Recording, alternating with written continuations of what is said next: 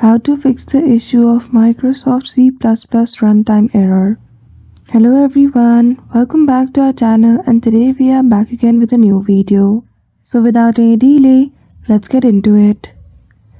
For that, firstly, if you see this prompt on your screen, you simply need to follow this following step.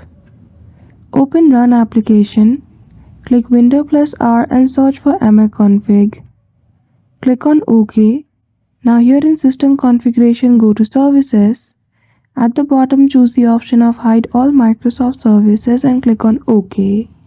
Then after in System Configuration again, go to General and Selective Startup Type, choose the option of Load System.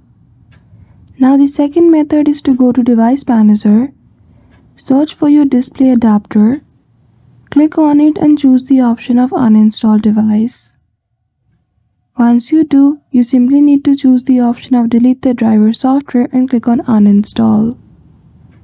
Last but not the least, go to Control Panel from your Start menu. In Control Panel application, go to Program. Here from the list of your program, choose the Microsoft Visual C++. Once you click on it, at the top, click on Change. And now a prompt will appear where you need to choose the option of Repair. So that's it.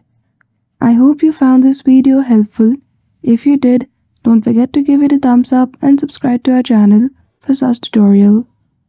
Thank you for watching till the end.